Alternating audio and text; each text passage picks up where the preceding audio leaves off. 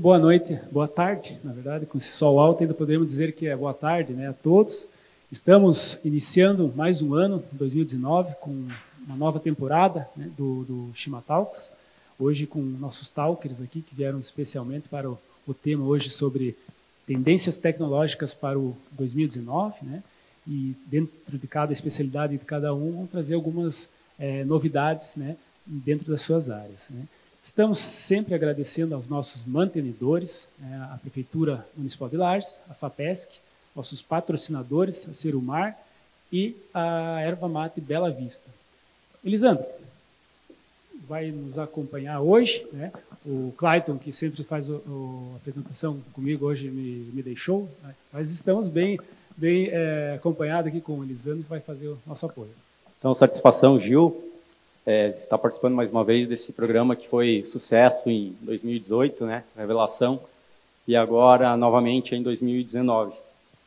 Compartilhe, né? Quem está aqui presente, compartilhe essa transmissão aí que está sendo transmitida pelo Facebook, também pela página do Orion Park, né? Então leve adiante todo esse conteúdo que está sendo transmitido aqui.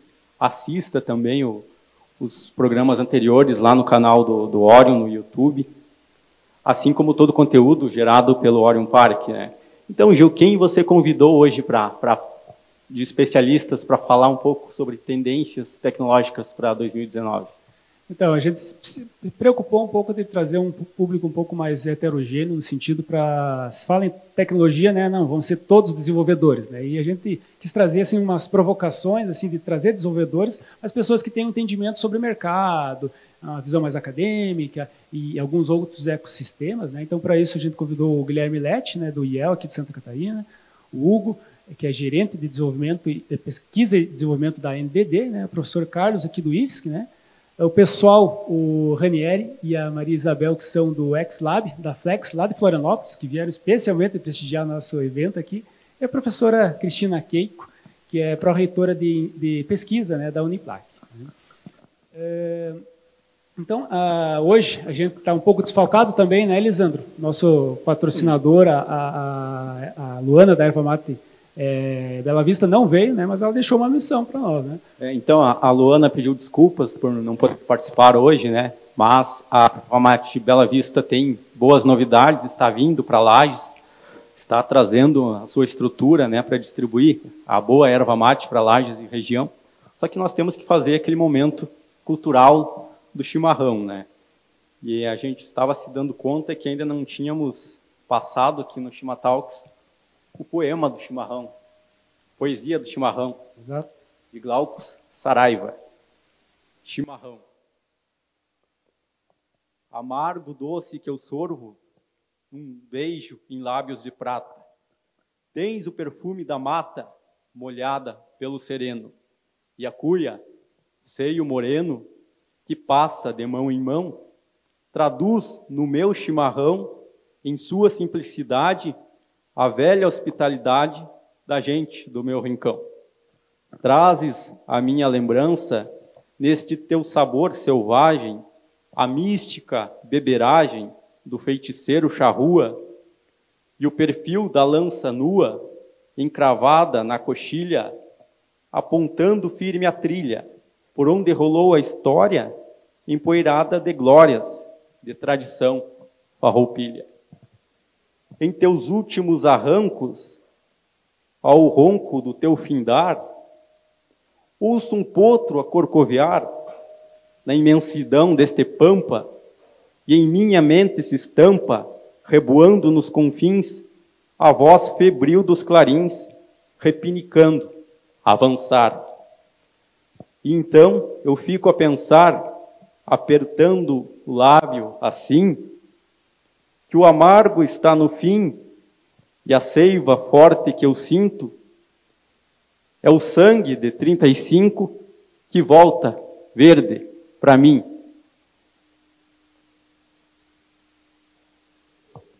Olha só, finalizou?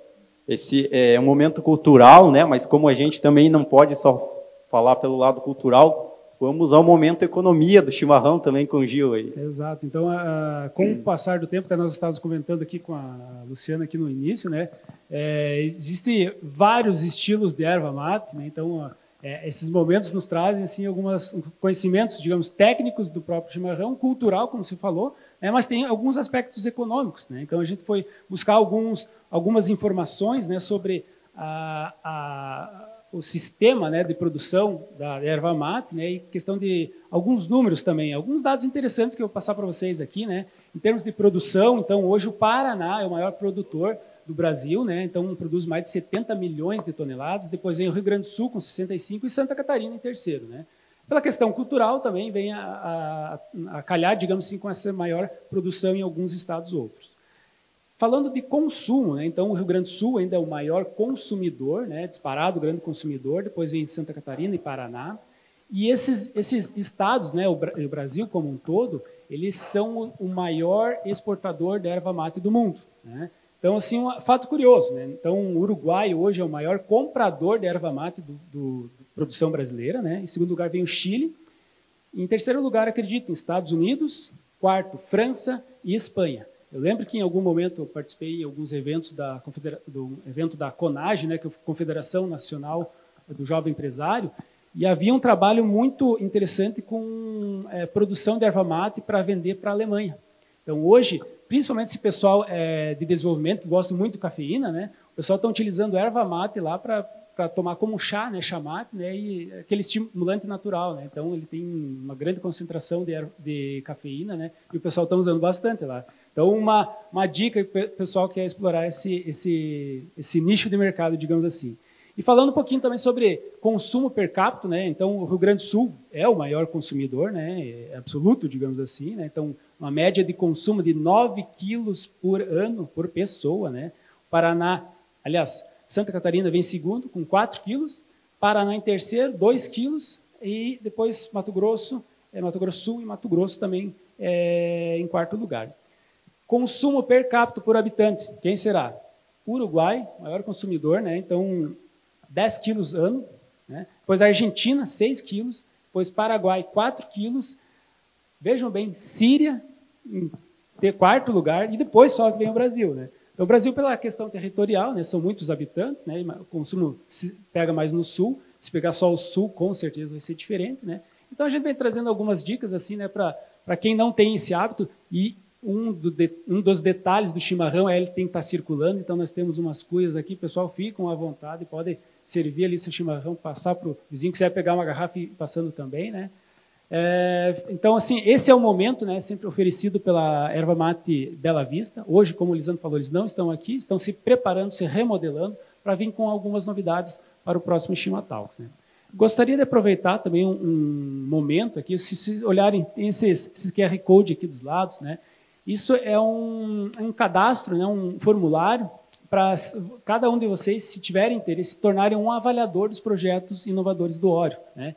Então, o Orion cresceu muito do ano passado para cá, né? Então, sim, está tendo uma demanda bem legal por novos projetos, novas ideias que estão surgindo, né? E a gente está coletando, né, cadastrando alguns avaliadores para participar das bancas de avaliação desses projetos. Então, se vocês tiverem interesse, né, aproxima o QR Code ali, ou tem aquele link lá, bit.ly/cadastro avaliador ad hoc, no caso, e faça seu cadastro lá, que a gente fica com esse banco de dados. E em um momento que a gente entender que a competência, a especialidade de vocês se encaixar com o projeto, a gente vai fazer um convite ali para estar acompanhando essas bancas. Então, a ideia é ter mais avaliadores, mais pessoas participando, né, acompanhando esses projetos, para que disso se tornem startups inovadoras e que tenham um sucesso para frente, né?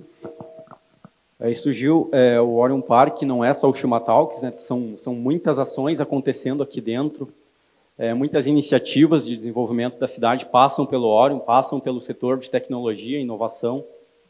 E falando sobre isso também, desde 2017, a Prefeitura de Lages contratou um programa do Sebrae que era o Cidade Empreendedora, né? Então, esse programa aconteceu durante o ano passado, ainda algumas ações ainda continuam acontecendo, só que a gente já está pensando no que vai acontecer a partir agora desse ano, né? Então, gostaria que tu falasse também sobre o questionário de identidade de Lages, como é que é isso aí? Isso, então, está iniciando, né, um processo também de coleta de informação, né?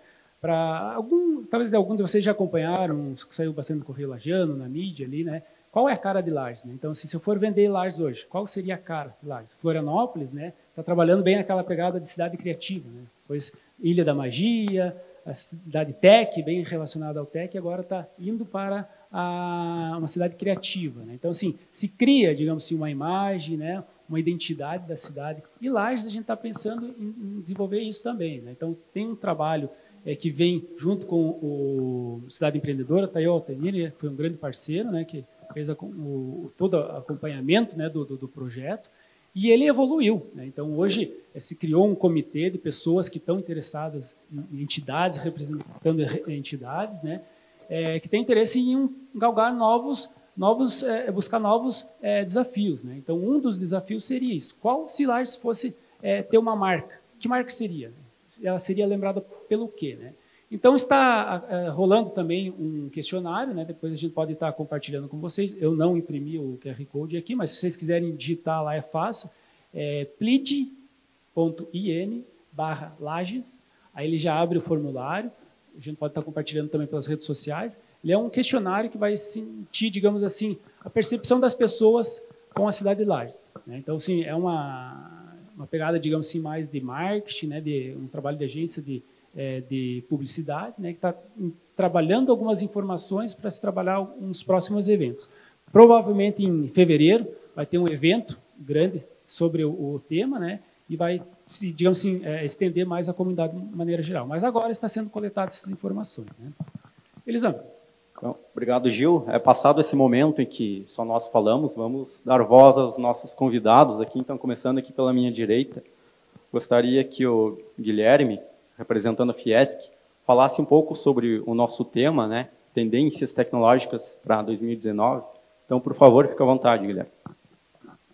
Boa tarde, pessoal. Gostaria de agradecer o Gil, né, o Elisandro, o Orion Park pelo convite de estar aqui compartilhando informações com vocês, né? Então, me apresentando rapidamente, eu trabalho para a Federação das Indústrias do Estado de Santa Catarina e sou consultor de inovação pelo IEL, pelo Instituto Evaldo Lodge. Basicamente, meu trabalho consiste em fomento, né, para a inovação, para projetos de inovação. Então, eu não sou nenhum programador, não sou nenhum engenheiro, mas eu faço essa ponte entre quem desenvolve tecnologia, entre quem possui o capital e quem tem a demanda, né? Então, a gente tenta identificar, no primeiro momento, as demandas das indústrias de Santa Catarina. Num segundo momento, a gente recorre até vocês, né, desenvolvedores, e também os institutos de SES, Instituto Senai, para ver quem tem essa competência técnica para desenvolver essa questão. E, no terceiro momento, a gente consegue fazer esse link, né, com as principais fontes de fomento no Brasil. E aqui eu posso citar algumas, né? Eu posso citar a Embrapi, que tem parte do recurso, que é subvenção econômica, tem o próprio Inovacred também, que os juros são subsidiados, e o Minha Prata da Casa, né, que é o edital SESI Senai de Inovação, que é um edital nacional, né, que ele acontece todo ano, e que as empresas, sejam startups, sejam multinacionais, de médio porte, enfim, né, consegue captar. No ano passado, o edital estava girando em torno de 300 a 600 mil reais. Mas, enfim, Elisandro, indo ao ponto que tu me perguntou, né? O que eu percebo, né, enquanto articulador de inovação?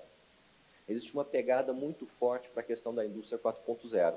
Então, essa questão da quarta revolução industrial é incipiente. Então, ela está batendo na porta das empresas, né, e a minha percepção, a percepção da Federação das Indústrias, é de que quem não se adequar, né, vai sair perdendo. Então, é a primeira revolução industrial que a gente está antevendo, né? Todas as outras 3 revoluções industriais pegou o pessoal meio de calça curta, né? O pessoal não estava muito preparado para aquilo, né? E chegou de surpresa. Essa quarta revolução industrial, não. O pessoal está antecipando, né? E estão se preparando. Então, os projetos que vêm até mim, claro que por uma questão de ética, sigilo e confidencialidade, eu não posso abrir todos, mas eu posso dizer mais ou menos do que se trata. Tem muito projeto de automação, tudo que envolve internet das coisas, né? Big Data, clouding, né? Então, tudo que envolve essa questão de máquina conversando com máquina, inteligência artificial, né? Essa questão da coleta da informação, porque hoje os dados estão postos. Hoje, o que mais existe na rede, o que mais existe são dados. A grande complicação é transformar esses dados em informações relevantes. né? Então, tem muita inteligência artificial, tem muito Big Data trabalhando para isso em favor das indústrias. E muita automação de máquina conversando com máquina, que está deixando as nossas indústrias, nossas empresas catarinenses muito mais competitivas. E a gente está aqui também, assim como o Orion Park, a Fiesc, o IEL, a gente está aqui para auxiliar, para que a gente alavanque cada vez mais esse nosso estado de Santa Catarina. Tá certo, Guilherme, muito obrigado. Eu lembro que quando eu fiz o convite para o Guilherme, ele disse, eu estou aqui em Malta. Eu pensei, é uma cerveja, será? Não liguei o que era, mas ele, não, pode deixar que eu vou, especialmente aqui de Malta, participar do evento de vocês lá. Bem lembrado, eu cheguei nesse domingo de Malta, para quem não conhece Malta, Malta é um país que é menor que Lages. Lages tem 2 milhões de metros quadrados, Malta tem 400 mil metros quadrados. O país todo tem 400 mil habitantes. É uma ilha no mar Mediterrâneo, a 90 quilômetros da Itália.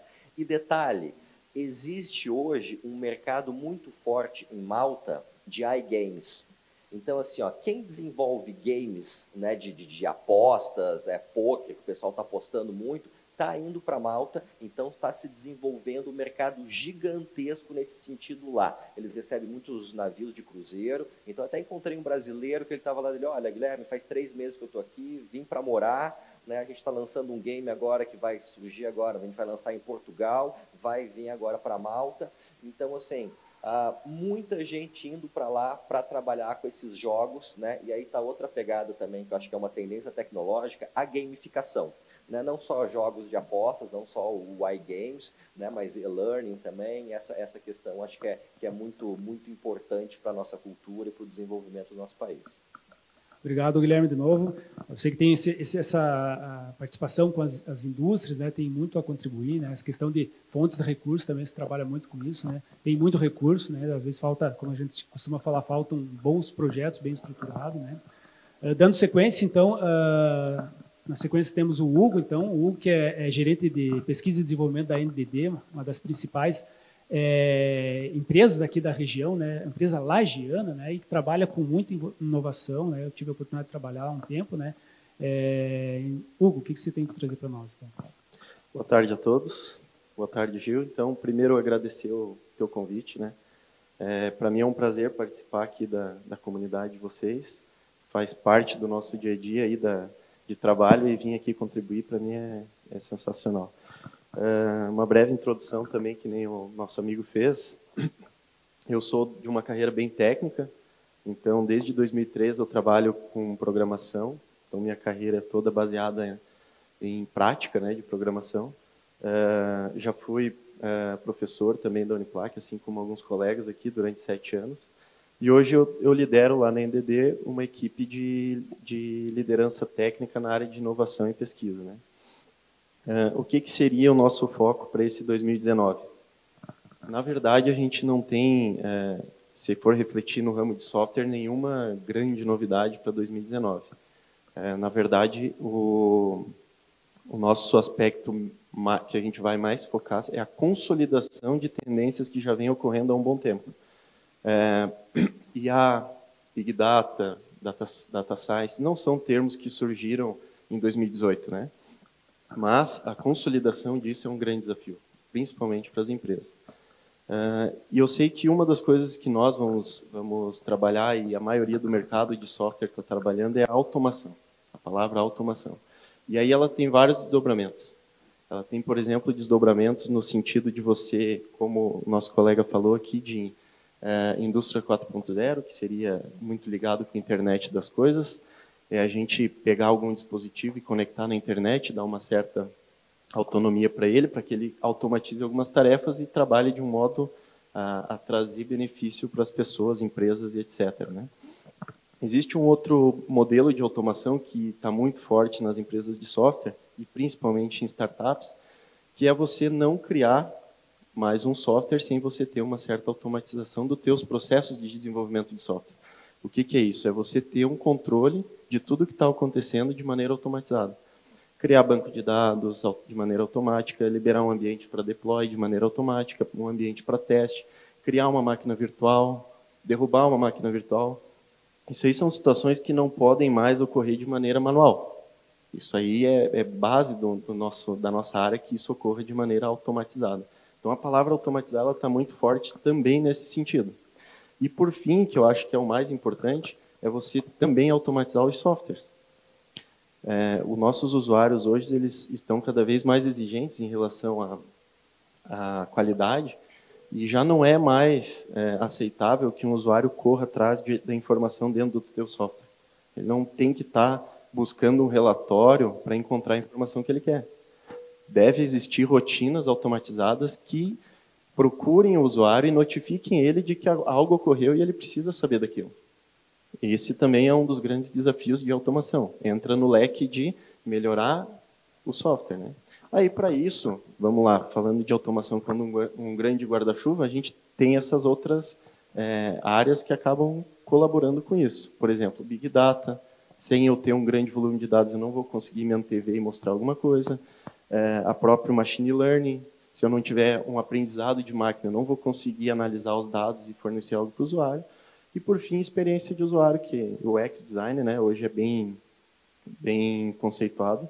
A gente também tem que surpreender o usuário. Então, softwares a gente encontra aos montes, aplicativos a gente encontra aos montes, mas aquele que te satisfaça, que te conquiste, né, é o desafio de toda empresa. Então, para mim, 2019, o desafio é consolidação dessas áreas e, vamos dizer, dessas buzzwords que já vêm há um bom tempo, né? Obrigado, Hugo. Isso é bem interessante, né? A gente sempre, às vezes, tenta buscar coisa nova, mas não executa e finaliza, digamos assim, muitas coisas, né? Então, isso é uma questão, às vezes, de foco, de posicionamento, exatamente, né? Então, é interessante a questão da busca de novos, mas se você não consolidar aquilo que você já testou como novo 1 ano, 2 anos atrás, né, talvez não valide de fato, né? E um tema talvez interessante, que eu confesso que eu não conhecia, que era data mining, que eu gostei de entender, né? Então, o Marco, que trouxe o convite do nosso professor aqui do IFSC, o Carlos Ferreiro, né? Ele atua nessa área, né? Eu confesso que eu busquei entender o que era isso, que até então eu não conhecia, né? Então, assim, aproveitar, né, a sua tua participação aqui para nos esclarecer também um pouquinho o que seria isso, né? E qual o teu entendimento, assim, como tendências para esse ano. Ok. Agradeço, Gil.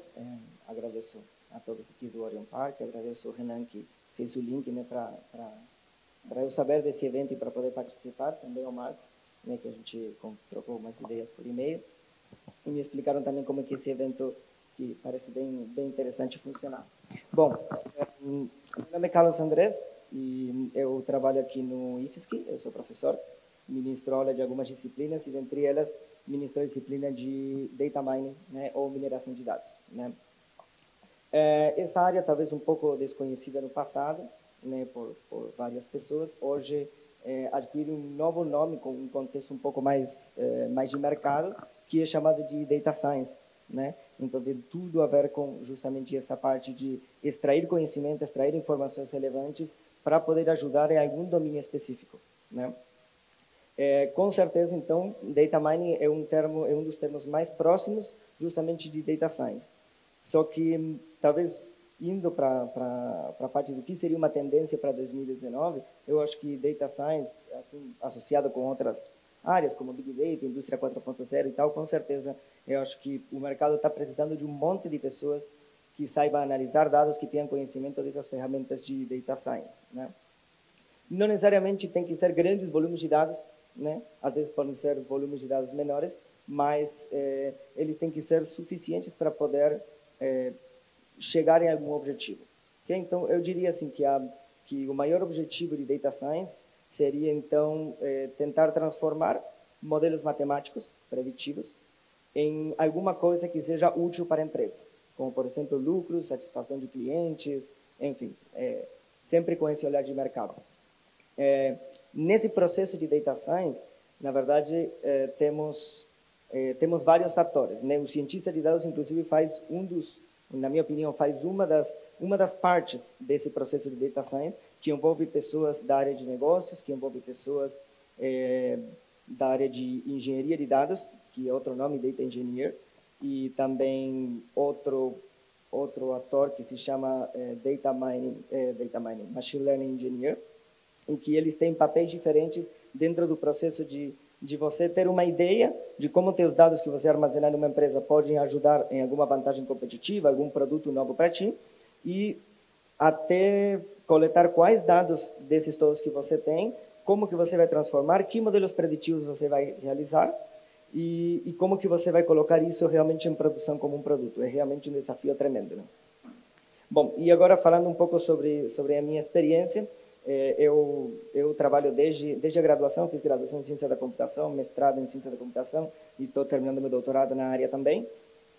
Eu trabalho justamente antigamente, data mining, porque é a parte mais, digamos assim, mais técnica, e tenho trabalhado com vários tipos de dados. Desde a graduação, trabalhei com a parte de análise de imagens, criar modelos preditivos para tratar esse tipo de dados, na área de séries temporais também. Nessa parte da graduação, trabalhava mais com foco na área médica, né, na área com desenvolver algumas soluções para a área médica. Depois, no mestrado, eu trabalhei com um outro tipo de dados chamado de predição de séries temporais, um objetivo, predição e classificação de séries temporais.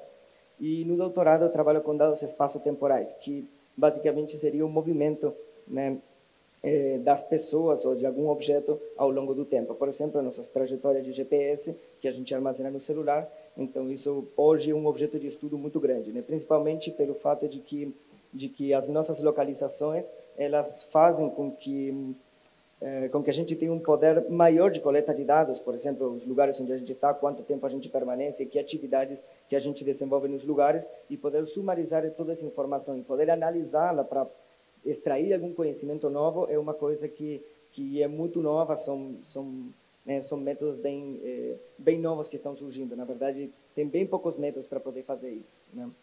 Então, o meu foco, com certeza, é mais na parte de ensino e pesquisa, né, mais na parte científica. Mas, de qualquer maneira, no último tempo, eu tenho tentado me atualizar com alguns cursos que tem. Por exemplo, a Universidade Vale do Silício, que é a Udacity, ele tem uns cursos bem bacanas sobre ciência de dados. Eu tenho feito alguns cursos lá sobre data science, deep learning e tal, porque o negócio está vindo muito rápido, né? Tá uma aceleração muito grande, muitas tecnologias novas aparecendo e tal, e a gente tem que poder acompanhar para poder passar para os alunos depois essas coisas novas que estão surgindo e que consigam, que façam parte desse mercado que está super emergente, que está assim, para quem gosta de ganhar um bom salário e ter um trabalho muito bem valorizado. Essa área está no top hoje no mundo e acho que no Brasil vai ficar daqui a pouco também. Muito obrigado. E é interessante que isso aqui está disponível aqui do lado, né? Então, assim, um curso gratuito, Ciência da Computação, do IFSC, né, de excelente qualidade, né? E aí um dos desafios que a gente também trabalha aqui com o ORE é fazer essa aproximação, né? Digamos, apesar de ser do lado, né? Às vezes é um pouco distante, assim, a percepção, né, de uma academia, digamos assim, com a realidade do mercado, né?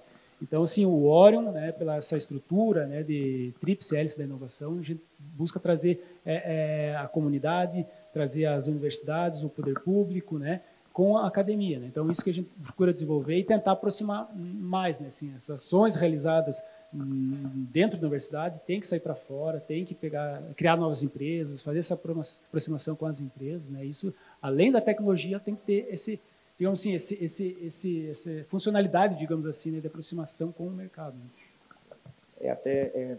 O ritmo, muitas vezes, das duas partes é um pouco diferente, e às vezes é difícil a academia tentar chegar no ritmo que a indústria precisa, e muitas vezes a indústria também pode ter uma dificuldade de entender a importância da formação para uma instituição nas pessoas, e que isso tem o seu tempo, né? Mas, com certeza, estando aqui do lado, eu ainda não estou muito presente, porque eu estou terminando meu doutorado, então está na fase final, e isso dá muito trabalho, né? E toda a formação e atualização que faço e tal. Então, quando eu conseguir fechar essas etapas, eu acho que a gente vai conseguir uma aproximação maior, né? Sei que não tem muitas pessoas que trabalham nesse assunto aqui na região, então, com certeza, temos um cenário bem legal para trabalhar, né? E, com certeza, quem quiser entrar nessa parte de data mining, de data science, por favor, se inscreva no IFSC, né? Está abertas as inscrições no SISU também. Então, se tiverem amigos, colegas que gostariam de trabalhar nessa área, uma área super nova, então, por favor, peça para se inscrever, a gente vai ficar muito feliz em recebê-los. Com certeza. Muito obrigado, professor. Passando agora para o Ranieri, agora acho que acertei o nome, que vem lá de Florianópolis, né, que trabalha com inovação lá no X-Lab da Flex, né? Então, nos conta um pouquinho, qual é o trabalho do X-Lab, lá, como que é a percepção de vocês para esse ano que está chegando agora? Boa noite a todos. Primeiramente, obrigado pelo convite, né, estarmos aqui, estamos eu e a Maria, viemos lá de Florianópolis, trabalhamos na Flex, no laboratório de inovação, que fica lá na CAT, num polo de inovação semelhante ao de vocês aqui, né? Eu vou dividir um pouquinho minha palavra com a Maria, ela vai fazer um pouquinho da apresentação da empresa e eu vou falar um pouquinho depois sobre os projetos que a gente está trabalhando lá. Fique à vontade. Boa noite, gente. Boa noite, boa tarde, não sei, né? Esse horário de verão confunde um pouco a gente. Então, eu sou a Maria Isabel, como o Ranieri falou, a gente trabalha lá no Laboratório de Inovação da Flex.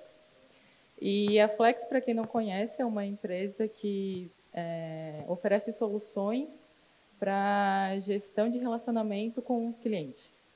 Então, hoje a gente tem um desafio muito grande, que é conseguir atingir o cliente. Um cliente que com a transformação digital, é um cliente bem diferenciado, né? Já não é um cliente que quer ser atendido a hora que ele quiser, ele não quer ser importunado em momentos que ele não quer conversar. É um cliente que ele quer ter opções de canais para poder ser atendido. Você não quer mais ficar recebendo uma ligação. Você pode até estar interessado num produto, mas você quer conhecer, de repente, um pouco mais desse produto e aí, então, ter alguém que te ofereça e te detalhe o que é esse produto. Então, tu quer ter a opção de poder falar pelo WhatsApp, de poder falar pelo chat e não só mais pelo telefone. Quer ter a opção de ser atendido por e-mail. E o principal, tu quer... A gente, como cliente, a gente sabe, a gente quer... se a gente começa um atendimento, por exemplo, pelo telefone, a gente quer ter essa continuidade, se ele não foi encerrado, a gente quer ter essa continuidade por outros meios, né, que é o que a gente chama de o atendimento omnichannel, né? Que agora, falando um pouco das tendências para 2019, continua vindo muito forte, consolidando esse tipo de atendimento. E lá na Flex, a gente trabalha com diversas soluções que utiliza tecnologias, como já foi falado aqui, de machine learning, big data e inteligência artificial, principalmente, porque a gente tem investido bastante em bots para atendimento. E eu acredito que essa é a tendência bem forte assim, para 2019, né? A gente conseguir atender o cliente no momento que ele quer, na forma que ele quer e usar a tecnologia para isso.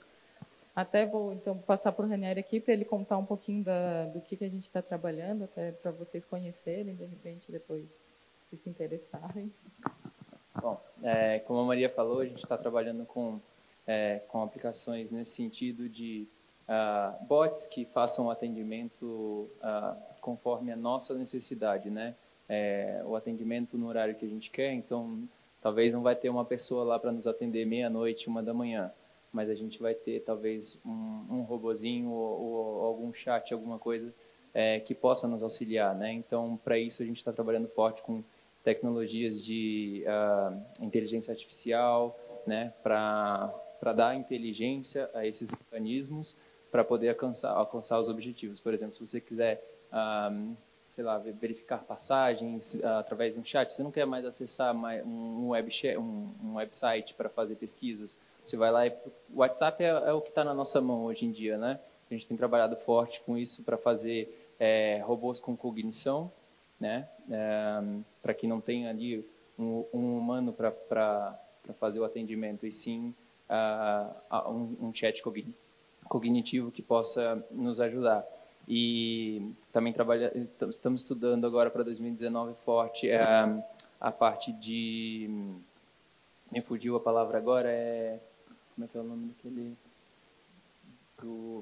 Muitos games estão trabalhando com isso, por exemplo, o do Pokémon lá que você comentou ali,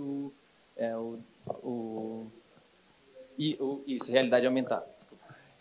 A gente está estudando bastante porque é algo que tem surgido forte para 2019 e a gente quer ver se no laboratório onde que a gente consegue utilizar isso o atendimento, né, para o relacionamento com o cliente, né, como que isso vem ocorrendo hoje, a gente vem ouvindo bastante, como que a gente vai trabalhar isso no relacionamento com o cliente.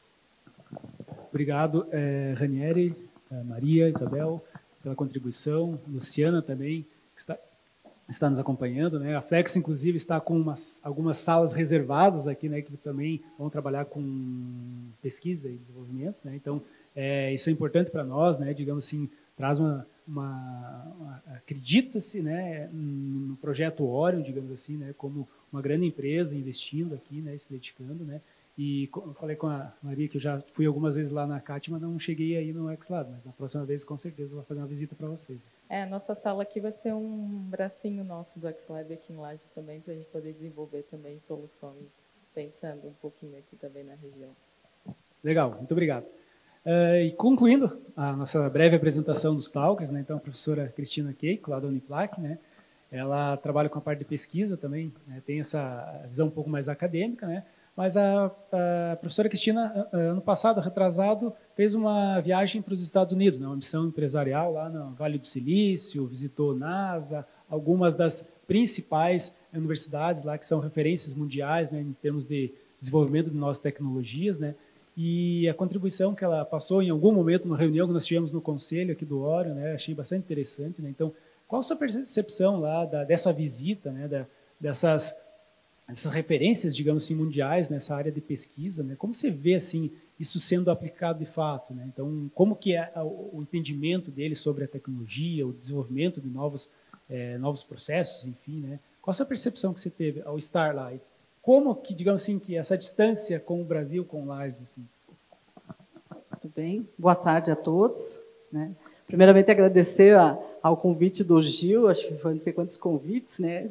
Hoje deu certo. Professor Elisandro aí também, né, por a gente fazer parte aí dessa conversa, de todos que estão aqui, né, a gente sabe que todos têm um conhecimento técnico grande, eu sei que grande parte do público também, né, que está aqui hoje, porém eu venho de uma outra, sou da área de gestão, trabalho na minha formação em ciências contábeis e administração, mas o meu doutorado é em engenharia e gestão do conhecimento. Então, ela vem de encontro direto, né, com relação ao tema inovação. Não existe gestão do conhecimento sem inovação e não existe inovação sem gestão do conhecimento. De tudo isso que nossos colegas falaram, eu fiquei pensando aqui assim, né, que isso está posto um grande desafio para a universidade. Todos nós aqui passamos, de alguma forma, em algum lugar, pela universidade. Porém, nós sabemos que esse formato de universidade que está posto hoje, ela está com a vida já, né, com o tempo contado. A gente sabe disso, não sabemos como tratar isso, então eu gosto e procuro conhecer como está sendo tratado isso fora do Brasil, aonde está mais adiantado, né, os estudos estão mais avançados com relação a isso. Porque todos esses itens que vocês comentaram, todas essas demandas que vocês comentaram, depende de um nível de conhecimento, um nível de aperfeiçoamento das pessoas, né? A gente sabe que existem profissionais técnicos altamente qualificados, que vai trazer um número X de informações, como o colega lá da ND falou, né? E o professor da o Carlos também colocou a situação, e o Guilherme também trata isso diretamente, e eu sei que é um grande desafio para as indústrias entenderem o que vocês querem falar e entenderem o que vocês estão colocando para eles analisarem. Então, não adianta a gente ficar, correr a parte tecnológica quando a gente fala de sistema ou de software, estar lá na frente, sendo que as pessoas que precisam de vocês enfrentam isso, né? Principalmente quem já está dentro das empresas, né? Então, para isso eu busco conhecer como que está aí fora, como que nós podemos mudar um pouco a universidade e como que nós podemos entender os gestores que estão lá dentro das empresas hoje, né? É difícil, muito difícil de entender isso, é um grande desafio para mim, mas minha área de pesquisa é gestão do conhecimento e inovação, né? Principalmente na área organizacional e também na área rural, que para mim a área rural e agronegócio é um dos itens que desponta e que tem potencial muito grande no Brasil. Ela está aflorado aí e nós estamos perdendo oportunidade. Nós, por muitas vezes, nós estamos vendo estrangeiros virem aí, pegando esse... Né, porque eles vêm com um know-how muito grande e nós estamos deixando. Na nossa região, eu estava conversando com o Elisandro antes de iniciarmos essa conversa, e aqui na nossa região a gente já está vendo isso.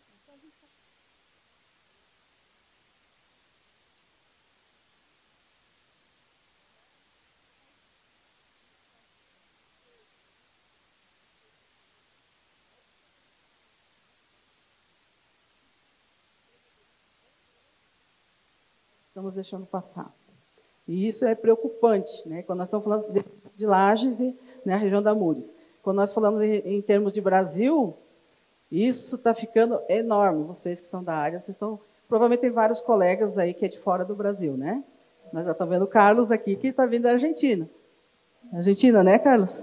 Né? Então, gente, o pessoal da Índia, da China, está doido para vir para o Brasil. E quando eu estive no Vale do Silício, né, o que tem de indiano e chineses lá, pensando muito à frente, estão lá na frente. Inclusive, eu estive visitando uma empresa chamada Flex, que provavelmente vocês conheçam, a Flex, lá do Vale do Silício. Eles dizem que o funcionário deles, que não trabalhar com a cabeça de 5 anos para frente, não pode ficar. Eles têm que estar trabalhando 5 anos à frente do que é hoje, né? E as outras empresas que a gente visitou, me causou muita surpresa e alguns aprendizados, né? Justamente para me trazer isso para a universidade, para a empresa que eu trabalho também, para a gente tentar abrir um pouco as nossas cabeças, né? A gente precisa disso, a gente precisa ver coisas novas, principalmente que agregue valor para o nosso aprendizado. E para os meus alunos também a gente coloca isso, a importância disso, de ler como as coisas estão lá na frente, né? Então, é fundamental essa questão. Essa forma de trabalhar, que muitos de vocês já trabalham de uma forma diferente daquilo que é operacional, está posto no Brasil, vai mudar radicalmente. A questão da automatização, da interação máquina e pessoas, né? Que o menino lá da ND colocou, né? Essa resposta. Eu gostaria muito de estar viva a hora que eu pudesse conversar e a máquina me ajudasse em algumas informações, algumas decisões, né? Nem que tivesse que implantar um chip aqui em algum lugar, sabe? É um sonho assim para aumentar o meu potencial de produtividade, de competitividade. E isso a gente sabe que vai acontecer, não sei quanto tempo no Brasil. E não sei se eu estarei na vida produtiva para poder desfrutar disso também. Mas eu acredito muito que essa interação que o colega coloca, ser humano e máquinas, seja lá qual foi o termo técnico que foi para utilizar para ele, é uma tendência que está muito próximo e nós precisamos estar preparados. E a universidade é uma das perninhas que tem que ajudar a preparar isso. Obrigada. Muito obrigado, Cristina. Existem algumas coisas, né, que a gente vai pesquisando, assim, de certa forma até assusta um pouco, né? Existem alguns filmes que estão saindo ali, o Bird Box, enfim, ali. Existem umas coisas assim que meio que incomodam, né? Mas as pessoas podem simplesmente colocar a cabeça embaixo do travesseiro e se esconder, né? Isso não me atinge, né? Ou, de fato, as pessoas vão lá e apertam F5, né? Se atualize, né? Então, acho que isso é digamos assim, um grande diferencial, né, de novas competências que irão surgir, né? Então, essa questão da inteligência artificial está vindo, né? Mas existem outras competências que precisam ser desenvolvidas, né? Então, é sempre esse o desafio, né? Lisandro, tem alguma contribuição? Então, sempre lembrando da patrocínio da Erva Mate Bela Vista, Serumar, Marcas e Patentes, Prefeitura de Lages. Gostei muito da apresentação de todos. Gostaria também que o pessoal que está acompanhando a transmissão de casa enviasse suas perguntas, seus questionamentos, né? Mas enquanto todos se apresentavam, eu estava pensando que são muitos termos técnicos, muita linguagem ainda distante da maior parte da população, enquanto que a maior parte dos negócios que nós temos, né, no Brasil ainda é micro e pequena empresa. Aqui o nosso coordenador do Sebrae aqui, né, que é a maior parte das empresas do Brasil. Então, eu pergunto, assim, gostaria de perguntar, acho que aqui para o Guilherme e para o Raniero, qual que é o impacto de todas essas tendências, de toda essa tecnologia para essa pequena, média empresa, tanto se ela aderir, né, a essa tecnologia, embarcar, ou se for aquele empresário reativo, aquele que espera acontecer para embarcar já com o trem andando. Quanto que isso pode impactar positiva ou negativamente em ambos os casos? Só um minutinho, Elisandro. Pessoal que estão começando hoje no Chimatalks, a ideia é exatamente essa, né? Então, a gente faz essa breve apresentação aqui, tomando chimarrão mesmo. E quem quiser fazer perguntas, só levanta a mão aí que a gente já vai passando o microfone e o pessoal pode contribuir também. Tá certo? Bem, eu acho que mudanças, né, são necessárias, são inevitáveis e muitas vezes são uma faca de dois gumes.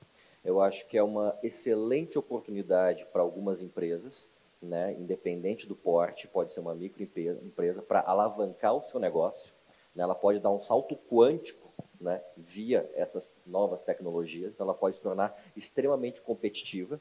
Eu vou dar um exemplo, não é uma empresa micro, mas foi, né, a Tesla, né, se a gente falar hoje de indústria automotiva, a Tesla hoje está valendo mais que a Fiat e a Volkswagen juntas, e a Tesla acho que tem menos de 20 anos. Então é um exemplo do que está acontecendo, né? Por outro lado, quem for reativo, né, quem for ficando para trás, a tendência é que vá saindo do mercado. Como a Cris estava falando, isso não vai acontecer de hoje para amanhã, né? Como eu mencionei, eu acho que é a primeira revolução industrial que a gente está tendo condições de se preparar, né? Mas quem não se preparar, dentro de 5, 10, 15, 20 anos, inevitavelmente, a não ser que seja algo, né, muito específico, um nicho muito específico, no meu entendimento, vai perder competitividade, vai perder mercado, né? E esse pessoal novo que está vindo, e as empresas, inclusive antigas, mas que estão se modernizando, como o Gil mesmo falou, estão clicando no F5, né, Gil, para se atualizar, né? Eles vão se alavancar, eles vão tomar conta do mercado.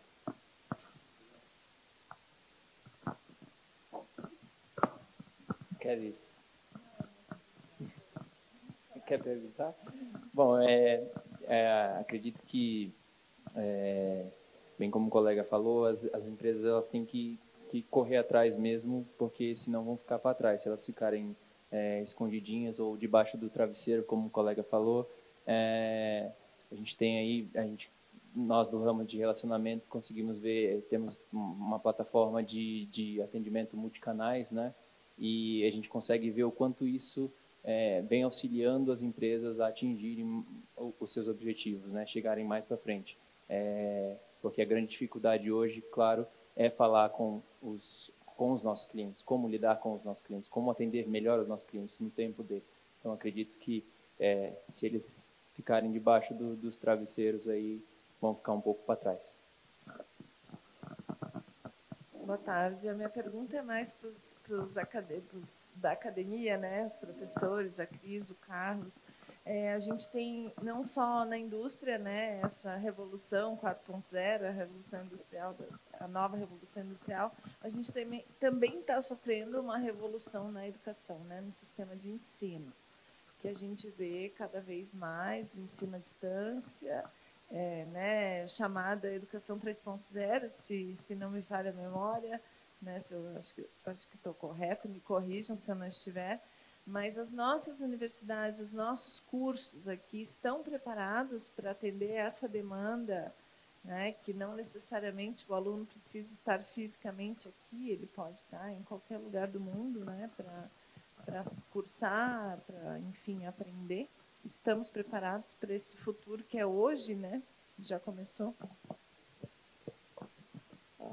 Bom, dizer se estamos preparados, se dá para mudar imediatamente isso, talvez não está preparado, né? Só que as instituições, elas estão tendo uma tendência a colocar parte das suas cargas horárias na forma de EAD, e essa forma talvez que a gente está tentando se acostumar a isso, né? Porque muitas vezes a gente pensa assim, tá, fiz um curso de introdução da minha área de Data Mining e Data Science, fiz um curso, puxa, muita gente se inscreveu pela internet, foi um sucesso, né? Mas aí, será que uma graduação inteira ia ser um sucesso? Não é muito fácil de você pegar, fazer um investimento tão grande, seja uma instituição pública ou privada, e você mudar todo esse cenário, né? Então, o que vai ser feito, acho que a tendência da maior parte das instituições do país é ir colocando uma parte da carga horária de suas disciplinas, né? Hoje está em torno de 10%, 20%, estão tentando se adequar, pelo menos é o que nós temos ali no Instituto. A tendência é que os novos cursos tenham essa forma, até para ver qual é o retorno, qual é o feedback disso, se a nossa desistência aumenta, se diminui, a receptividade, enfim, tentar monitorar essa questão. Mas, com certeza, não é uma pergunta fácil. Tem universidades, não sei, universidades, né? A conhecida Universidade Vale do Silício, que é a Udacity, tem vários cursos que tem uma qualidade muito boa e que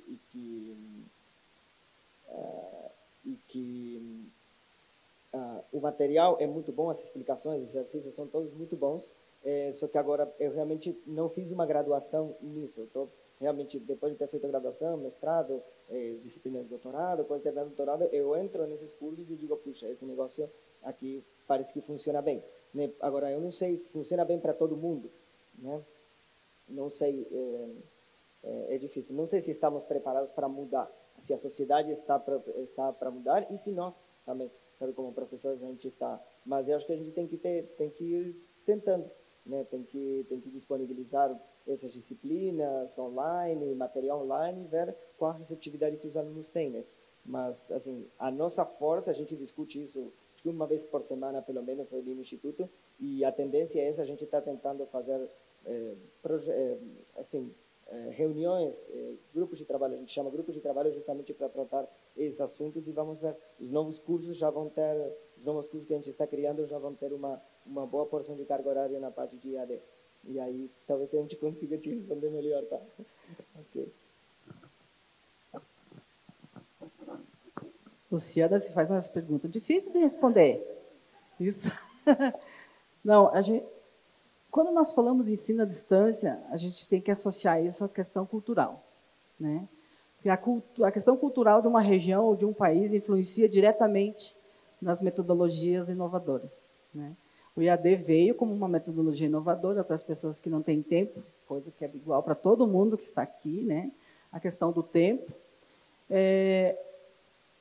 Hoje, a nossa região, eu vejo que ainda precisa se melhorar bastante, precisa se preparar e mudar a cultura de que o EAD é para aprender fácil. E é para fazer só aquela tarefinha, terminar e passar, né? Porém, eu já estive, inclusive, na universidade e faculdade em São Paulo, em Rio de Janeiro, que elas estão muito preparadas para atender esse tipo de aluno, o aluno EAD. A estrutura dela, o material que ela tem, e a metodologia utilizada por eles vale a pena, sabe? É muito interessante conhecer isso. E eu fui conhecer a fundo de como que eles vão trabalhar isso, de que jeito, né? Até eu vi um software lá, onde o aluno entrava na faculdade e ele se enxergava, ele era um avatar. Então, quando se cria o seu avatar, eu disse assim, tá, faltou só o rostinho ser o do aluno. Aí eles que isso aí é uma coisa que eles já estão fazendo.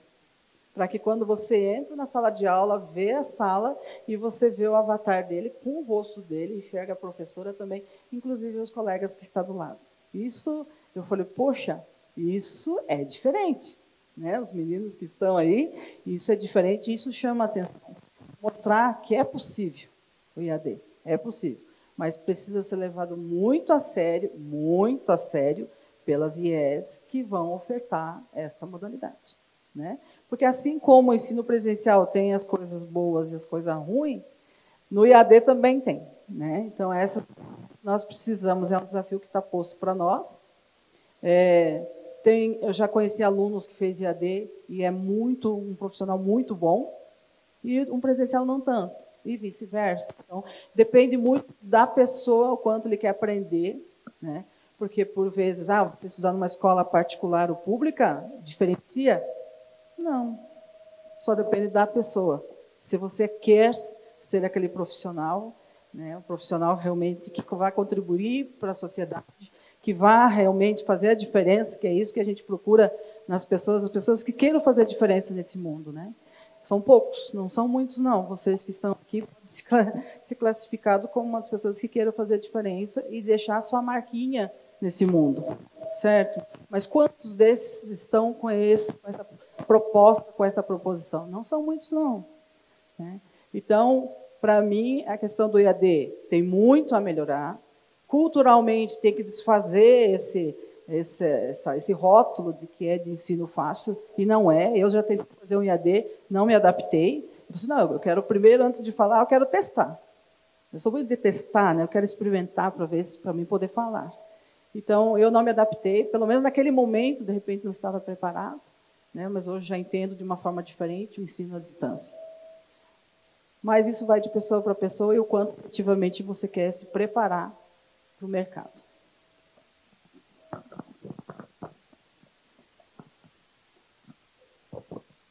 Boa noite a todos, me chamo Emerson. Vou fazer uma contextualização.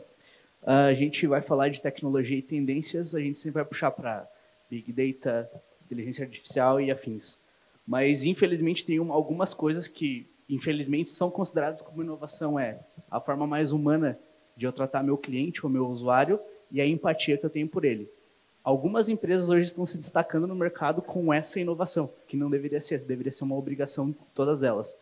E aí a pergunta vai ser bem direcionada para o pessoal da indústria. Quando a gente vai trabalhar a implementação de um data-driven, de um data mining, alguma coisa assim, o pessoal foca muito na tecnologia, mas eles esquecem da preparação, da cultura dessas pessoas que vão trabalhar com isso. Então, até como a professora falou, como que é a priorização da indústria está fazendo? Eu vou implementar só um Big Data e acabou, vou resolver todos os meus problemas. Mas ela não parou para pensar na cultura de quem está operacionalizando e qual valor a mais a gente vai entregar usando essa tecnologia. As empresas, as indústrias, elas têm consciência que ela precisa trabalhar na cultura dessas pessoas? Existem níveis diferentes de gestão, né? Eu não posso generalizar e dizer que toda indústria, né, tem o mesmo entendimento do que é a máquina, o que é a tecnologia e o que é o ser humano, né? Mas é uma das premissas da Fiesc, inclusive através do SESI, né, elevar o ser humano a esse patamar, né, que ele tenha assim uma qualidade de vida, que ele tenha uma promoção de saúde, né, que ele tenha uma qualidade de vida alta e que ele esteja totalmente adaptado, né, essa quarta revolução industrial. Então, sim, né, a Fiesc, se tratando da Federação das Indústrias, tem essa preocupação, sim, de não só chegar com uma tecnologia pronta, formatada, um produto de prateleira, olha, vou resolver todos os seus problemas, aperta no botão e o mundo vai ser lindo e maravilhoso. Não, não é tão simples, né? As pessoas precisam estar envolvidas no processo também. Muitas indústrias têm o seu próprio desenvolvedor, seus próprios desenvolvedores, e esses projetos, muitas vezes, que eu acredito que seja o caso da NDD, partem das próprias pessoas que estão nas empresas, né? Muitas vezes me procuram apenas pelo fomento. Olha, Guilherme, a gente quer escrever um projeto, queremos buscar fomento, mas a gente tem competência técnica para resolver, o nosso time aqui vai conseguir tocar esse projeto para frente. Ótimo! Como tem empresas que querem uma solução e não sabem por onde começar, né? Para isso a gente aproxima alguns institutos da indústria, seja a SESI ou o Senai, para desenvolver aquela questão. Porém, esse pessoal tem que estar preparado sim, né? E para isso existe o Senai trabalhando muito forte nessa capacitação, né, desses profissionais, para que eles estejam preparados de fato, para que eles não sejam pegos de surpresa e para que eles não fiquem para trás, né? Porque a gente entende que, se for tecnologia por tecnologia, né, o ser humano é que vai ficar para trás, não vai ser o teu concorrente, né? E essa não é a nossa intenção. A intenção é que os seres humanos, né, evoluam, né, cresçam, tenham uma promoção de saúde, tenham uma qualidade de vida, né, e que se desenvolvam junto com essa tecnologia, com essa quarta revolução industrial. Mas muito bem colocado o que tu falou, né? Eu acho que se for tecnologia pela tecnologia, às vezes se torna frio, né? Então, por trás da tecnologia, eu acho que o ser humano ainda é essencial, é necessário, é o cerne disso tudo, né? Por mais que a gente tenha robôs já, né, os orientais já estão desenvolvendo robôs quase, tu enxerga e não consegue distinguir se é um ser humano ou se é um robô, né? Mas acredito que a essência do ser humano tem que estar ali, o dedo do ser humano tem que estar ali, né? Essa é a minha visão particular da questão. Obrigado. Boa noite a todos, meu nome é Marco. Eu talvez faça duas perguntas, ou uma pergunta e uma indagação para todos os talkers e todos que estão presentes aqui. A professora Cristina até comentou que ela quer estar viva para conseguir conversar com a máquina e a máquina responder, né? Bom, isso a gente já consegue observar que é uma realidade já. Por exemplo, você pega o Google Alexa, teve dois casos muito interessantes, que um foi uma mãe gravou um piazinho fazendo a matéria ali da quarta série, em vez de ele estar fazendo os cálculos, ele perguntava, how is 2 plus 2? Daí ela respondia, is 4, quanto é 2 mais 2, 4, e ele ia anotando. E outro caso muito interessante também que teve, foi interessante, mas não tão feliz, foi de um caso que um marido estava quase batendo na sua esposa, e ele perguntou assim, ele indagou ela se ela tinha chamado a polícia. Na hora que ele indagou, a Google Alexa pegou e ligou para a polícia, sem querer, querendo, e a polícia veio e prendeu o cara, que estava o agressor da mulher dele. A gente tem casos, outros casos também, muito tendência no que o pessoal da Flex colocou ali, que se chama Omnichannel. A gente tem casos lá da China que eles já estão usando reconhecimento facial para fazer uma pontuação do score do cidadão. Se o cidadão compra cigarro, se ele bebe, ele não tem direito a certas coisas. Isso é bom ou é ruim, né? Porque é um controle do Estado. E aí vai, não vou citar outros exemplos, mas a gente tem até exemplo de análise de imagens que usam para ver se as vaquinhas estão felizes, que sabem que melhora a produção do leite se a cara da vaquinha está feliz, se ela está contente. Então, a primeira pergunta que eu quero colocar indagando assim vocês, será se está tão longe assim? Ou será se já não chegou isso? Porque se essas indústrias daqui a 10, 15 anos, será que não é para amanhã? A gente pega uma Boston Dynamics que já está conseguindo fazer um robô que ele já vai sair, acho que para esse ano, o ano que vem, em produção, que ele vai servir para ele fazer entregas por conta, ele vai colocar o pacote nas costas dele e vai sair entregando. Então, a primeira pergunta seria essa, será se isso é tão longe ou é hoje, até para a gente deixar uma dúvida nas empresas, porque as empresas veem que, esse negócio de inovação, esse negócio daquilo, aquilo lá é coisa para amanhã, e não, às vezes é coisa de hoje e quem deixa para amanhã vai se perder. E o outro item, a gente observa que, muito sobre até que o Hugo colocou como a questão da automação, eu li alguns artigos explicando que, sim, a gente hoje trabalha com um cérebro lógico, com um cérebro de operação, e todas as tecnologias vão automatizar tudo para a gente, e a gente vai ter o cérebro criativo, a gente vai ter o lado criativo. O ser humano não vai precisar mais ficar se preocupando com tarefas manuais ou automatizadas repetitivas. Então, a primeira indagação é, será se isso está longe ou está perto? E a segunda já que a gente vai ter toda essa criatividade desse tempo livre, qual será o impacto disso nas nossas vidas? Quero deixar para vocês colocarem tantos exemplos de agora como o que vai acontecer no futuro. A gente não tem alguns estudos que mostram que, por exemplo, 70 e poucos % das profissões que são ensinadas hoje nas universidades já vão desaparecer daqui 10, 20, 15 anos, certo? Então, são duas perguntas. A primeira é, será que está tão longe de fato? Talvez pode ser porque a gente não veja. Eu vou dar um exemplo que para mim não está tão longe. Eu fui num restaurante, tirei uma foto, o Google usou a análise de imagens e perguntou para mim se aquela foto era um prato que era um cardápio do restaurante. Né? Hoje, não sei se todo mundo tem o Google Fotos aqui. Quando você tira suas fotos, ele não pega e faz reconhecimento facial e explica assim, olha, você tirou foto com a professora Keiko, com o Gil, não quer mandar para eles esse álbum? Isso aí. Então, são duas indagações e uma terceira. A primeira então, me empolguei. A primeira é, será que está longe? A segunda é o que isso vai impactar nas nossas vidas, na humanidade? E a terceira é o que isso pode ser usado para o bom e para o bem? Porque eu também li um caso que mostra que o Uber, quando ele estava testando o aplicativo, ele usou a inteligência artificial para aprender que se estivesse acabando a bateria do celular, ele poderia aumentar o valor da corrida que todo mundo ia pagar. Porque o pessoal estava com medo de acabar a bateria do celular e ficar sem transporte. Então, são 3 perguntas, na realidade. A primeira é quão longe está, a segunda é o que pode impactar, e a terceira é o quanto isso pode ser bom ou pode ser ruim. Só pegando um gancho à primeira pergunta, eu vi um fato curioso que aconteceu esse dia nos Estados Unidos. Tinha um robô propaganda, que ficava na rua ali, né, fazendo propaganda. Eu nunca tinha visto isso, mas um robô fazendo propaganda. Aí veio um robô, um carro autônomo da Tesla, e atropelou o robô que fazia propaganda. E não parou para fazer os socorros. Então, como se comportar com essas situações? A interação dos próprios robôs, um ali se aproveitando da situação do outro, digamos assim. Né? Então, o fato curioso que aconteceu, né, um robô atropelou o outro. Eles não se entenderam. Né? Então, como se comportar com isso? Né? Só para complementar o teu exemplo, Gil, teve um caso também que a Tesla hoje, o carro ele dirige sozinho, mas você não pode volante dormir. A pessoa dormiu, ela não seguiu a norma e o carro bateu e ela morreu. Então também tem que cuidar com isso. Bom, fez 3 questionamentos, mas vamos responder algumas então. Até quando fala de conversar com uma máquina, por exemplo, não, mas eu quero conversar de uma forma que aumente o meu potencial produtivo ou de inteligência, sabe? Aquela coisa que sempre diz que a gente utiliza muito pouquinho do nosso potencial intelectual. Então, eu quero que alguma coisa que para mim aumentar meu potencial intelectual, né? Então, na verdade, seria isso, né? Porque aí eu não sei se eu vou conseguir usufruir disso um dia. Eu espero que sim, né? Quando eu estive lá no Vale do Silício faz um ano e meio, que seja 2, né, lá eles falam que nos Estados Unidos, em 5 anos, então vamos dizer, já não é mais 5, é 4 anos, não vai precisar mais de motorista de caminhão. Os caminhões vão andar, né, elas são totalmente automatizadas, tanto é que nós temos nossos carros, né, que já estaciona sozinho.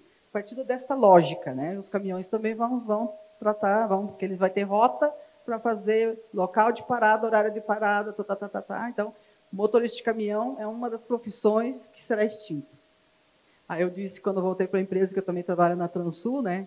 Aí eu disse, gente, daqui a pouco não tem mais motorista de ônibus também, então, né, tem que tomar cuidado com essa tendência que tá se falando e vai acontecer. Né? Eu acredito que vai acontecer. Com relação ao que é bom, o que é ruim para nós, né, eu fico pensando só de aumentar o potencial das pessoas. Eu gosto de assistir esses filmes do futuro, para me ver o que eles estão pensando. Porque se a gente ir para os filmes do passado, falando do futuro, e a gente pode ver que muitas daquelas coisas está acontecendo ou já aconteceu. Né? Então, ali apresenta alguns sinais do que virá. Né? Eu sempre tento olhar para esses filmes nesse sentido. O que essas pessoas, o diretor, né, está pensando para o futuro? Porque ele não vai imaginar um filme futurístico se ele também não estiver pensando em alguma coisa futurística. Então, são pessoas que estudam, fazem alguma coisa e usam muita criatividade. Então, eu acredito que isso venha aumentar o potencial do ser humano. Olhando só o lado positivo. Vai ter que ver o lado negativo, que eu ainda não pensei. Eu penso muito no positivo. Né? Vamos lá, Marco. Achei muito bacana os teus questionamentos. Né? Em relação ao time, né, eu faço uma analogia com o uso da internet. Né? Hoje, muitas pessoas usam a internet, né, dentro de uma residência. Hoje tem muitos mais equipamentos usando a internet do que... Opa! Né? Muito mais pessoas, né, usando a internet do que seres humanos propriamente dito. No entanto, ainda existem regiões que tem pessoas que ainda não usam a internet. Né? Pode ser eu não sei agora me expressar em termos de percentual, mas existe isso. Né? Quando você tem em termos de 5, tanto é que eu fiz há 5, 10, 15, 20 anos, eu acho assim, a massificação disso talvez demore um pouco mais. Mas, com certeza, já é uma realidade, como citou a Alexia. Eu estive em Brasília no ano passado, em junho, julho, na Olimpíada do Conhecimento, e teve um projeto do Senai C-Ticket, da indústria têxtil, que foi fantástico.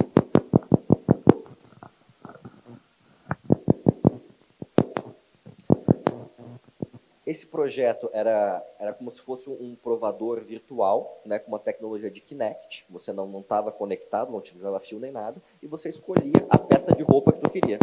A partir do momento que tu escolhia a tua peça de roupa, você se olhava no espelho e você estava com aquela peça de roupa. Você aumentava o tamanho, diminuía o tamanho. Eu fiz uma bermuda para mim dessa forma. Depois que eu ajustei o tamanho, isso durou segundos, eu podia escolher a estampa que eu queria. Existiam várias estampas. Eu escolhi a estampa que eu queria. Tá? Ok, tu dá um ok, vem um braço mecânico, tira a tua medida da cintura, bate uma foto e você assina o tablet. Automaticamente ele já manda esse pedido para a fábrica. A fábrica já puxa o tecido, com ele impresso, com corte a laser, ele já corta certinho a peça de roupa, cai na mão de uma costureira, mas que já estava sendo substituída por um robô, que só fechava a peça, caía em cima de uma mesa que fazia a dobradura da peça automático, e ela caía. Existia duas formas de você tirar a peça. Ou você chegava com o teu celular com o QR Code e tirava, mas como a gente estava no evento, um drone pegava e trazia para ti a peça. Quando a peça chegava para ti, você olhava atrás, no cos, atrás da bermuda, a assinatura que você fez no tablet, a tua assinatura estava lá. Isso durou 20 minutos. Então, assim, uma customização em massa. Né? A mesma coisa que a Cris falou, o pessoal da Transul, né? A minha mãe é lojista, eu falei para ela, olha, o modelo de negócio acabou. Né? Porque daqui a muito pouco tempo, tu vai ter condições de imprimir a tua roupa. Da forma que tu quer, com a estampa que tu quer, do tamanho que tu quer, e um drone vai te entregar. Então já existe, já está aí já. Então é hoje, esse futuro, respondendo a tua pergunta, é hoje. Agora, quanto tempo isso vai levar, né, para estar nas ruas, para que o ser humano comum acesse essas tecnologias, aí eu não sei. Quanto tempo vai levar para as empresas, tipo assim, sucatearem, venderem seus maquinários, né, elétricos, enfim, uma tecnologia mais antiga, para substituir por essa tecnologia, eu não sei. Isso eu não sei te responder, assim, é chute, é no achismo. Tá? Tem uma pesquisa do setor metal mecânico que falou em 10 anos. Tá? Que a empresa metal mecânica, isso é um dado do CIMEL, Sindicato Metal Mecânico, que vai participar de uma feira agora em São Paulo, e essa feira que disponibilizou essa pesquisa. Que se em 10 anos as empresas de metal mecânico não se adaptarem, elas estão fora. Então, essa é uma previsão desse setor específico. Mas eu não sei. Né? Em relação ao bem e ao mal, bem, aí eu acho que a gente tem que olhar bem para o passado mesmo, para o histórico do ser humano, né? Porque o ser humano, ele é complicado. o animal, assim, né? Nós somos animais também, né? Mas que não é, ele é mais ou menos previsível. Nós não somos. Então, assim, eu não sei. Eu tenho muitas dúvidas do que vai acontecer nesse futuro. Eu espero, né, assim como a doutora Cristina, né, que venha para o melhor. Né? Eu ainda acredito no ser humano, né, como o Emerson mesmo colocou ali, né, acredito no ser humano, acredito que vão desenvolver muitas coisas boas. Mas eu acho que é inevitável algumas coisas ruins acontecerem nesse meio do caminho também. Né? Então a gente tem que estar alerta. Acho que a gente tem que estar muito alerta. E a terceira pergunta eu não lembro, desculpa.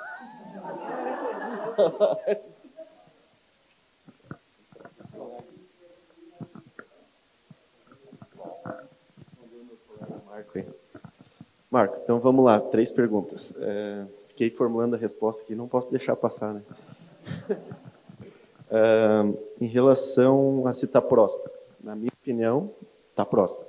Quanto tempo? Talvez esses 10 anos do relatório deles ali, que nós vamos ter uma grande revolução em relação à inteligência artificial. Apenas um histórico. Inteligência artificial não é nova. 1950 já se falava em inteligência artificial. E sempre daqui 20 anos ela vai bombar. Daqui 20 anos ela vai bombar. E de fato o que a gente tem hoje não é inteligência artificial verdadeira. O que a gente tem hoje são aplicações bem feitas de machine learning e deep learning, que são subsets da inteligência artificial. Então o que eu imagino? Eu imagino que com o aumento que a gente está vendo aí do poder computacional, que está cada vez maior, computadores mais potentes, a gente vai conseguir chegar no nível de ter uma IA de verdade, que nada mais é do que o próprio programa se reformulando em relação a algoritmos, criar algoritmos genéticos que eles consigam se testar e provar novas probabilidades. Né? Então, eu acho que está perto. Em relação à mudança, essa questão de emprego, sim, vai ter, já é bem previsto isso. Até o pessoal que está olhando aí e assistindo, tem um site chamado willrobotstakemyjobs.com. Bota lá no Google Will Robots Take My Jobs e vocês colocam a profissão de vocês e aí ele vai colocar o percentual de escolha para ver se ela tem tendência de continuar ou não. Eu não lembro de cabeça, mas, por exemplo, auditor fiscal, é uma profissão que está fadada a e nem é uma profissão tão vamos dizer assim, que dependa de uma mão de obra menos técnica, né? É uma profissão que a pessoa tem que entender muito. E o que vai acontecer? Vai ser automatizado esse processo. Em relação a ser bom ou ser ruim, também vou na linha do nosso amigo Guilherme aqui, que vai muito das pessoas. E as pessoas elas têm que também entender os riscos que isso traz. Eu vou fazer uma pergunta rápida aqui para quem está participando. Quem viu nas redes sociais o desafio dos 10 anos, ergue a mão, por favor. Praticamente todo mundo, né? Quem agora participou do desafio dos 10 anos, postando uma fotinho lá, 10 anos antes ou depois? Pode erguer a mão. 2 pessoas.